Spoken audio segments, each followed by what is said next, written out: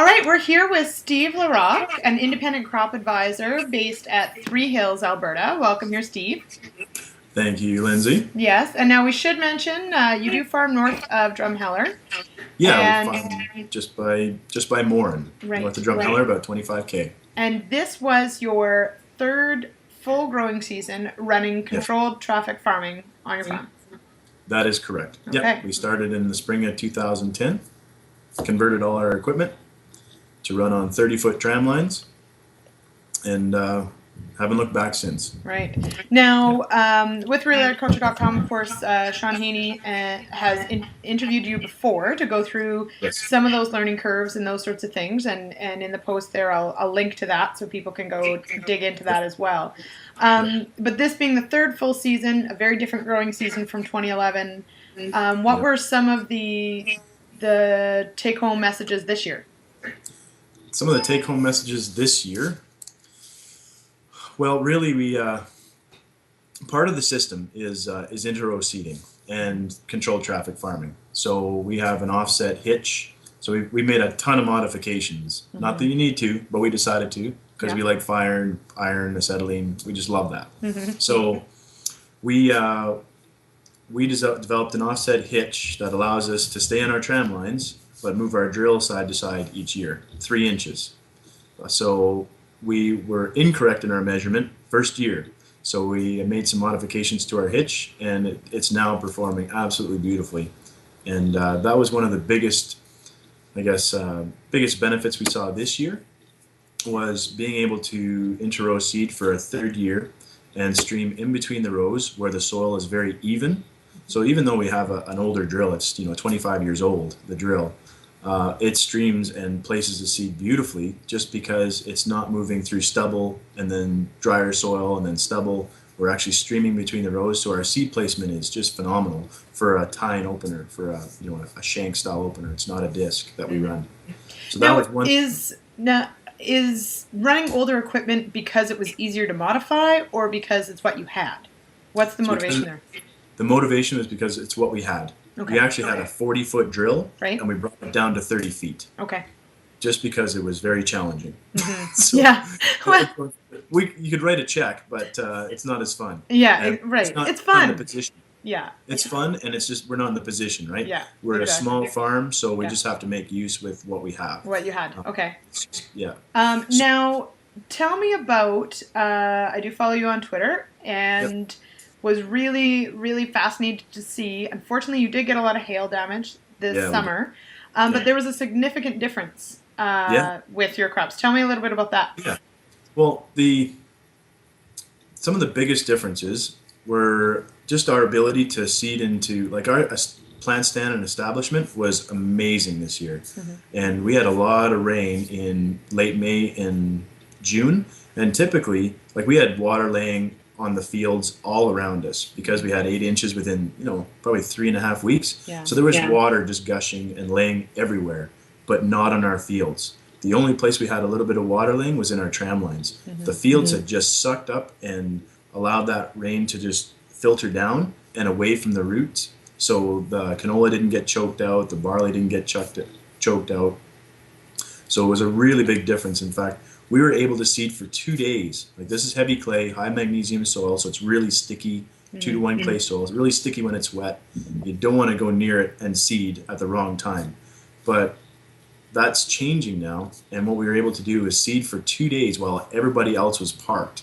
Like, we were seeding our heaviest land while everybody else was kind of scratching for high ground or their lighter ground because we had 2.5 inches of rain. We were on there in 2 days, in less than 2 days, and seeding for a couple of days while everybody sat. So that was a huge difference on timeliness, which is one of the things they've really said or promoted with CTF, is that it really improves your timeliness to fix that. Now, when we're talking, you did mention seeding direction or stubble row direction. Now, obviously, when you choose this, it means this is it. You're committing to that one direction. You're not, so, and you've now got a hitch to move in between those rows but within that. So how important is the direction you choose, and what impact does that have? The two I guess, parameters I choose when selecting which direction you're going to set up your CTF lines is your prevailing winds and efficiency. So ideally, you'd run everything north-south for us because our prevailing winds are from the west. So if ever our crops lodge, they lodge to the east. If ever our crops lean, let's say for canola, they lean to the east. Even if we get storms from the south or from the north, they'll lean to the northeast or they'll lean to the southeast. But never will they flip over and lean to the west for us. And I've noticed that because I've been paying attention for the last 3 years. It always leans to one direction. So if you really want to improve harvest efficiency, because sometimes our crops do lodge. In fact, some of them do every year in some areas because you get those late August storms or early August storms and they knock things over like they did this year. So what that allows you to do is go against, so your crop's going to lean to the east. If you have a field that's set up north-south, that just works beautifully because you can come across the crop instead of into it or against it. So if ideally, if you're going to set things up, set it up for efficiency and prevailing winds. Because sometimes if you're on a north half or a south half, I mean, your most efficient run is east-west. So, you know what, sometimes you just have to do that because you're not going to go north-south because you're going to kill yourself on efficiency. And you just got a huge headland. You know, you're always turning on there, so you're packing those headlands, you're giving up too much. Yes. So moving into 2013, anything you're going to try differently or any exciting changes or trials you're going to take on that are new? Yeah, we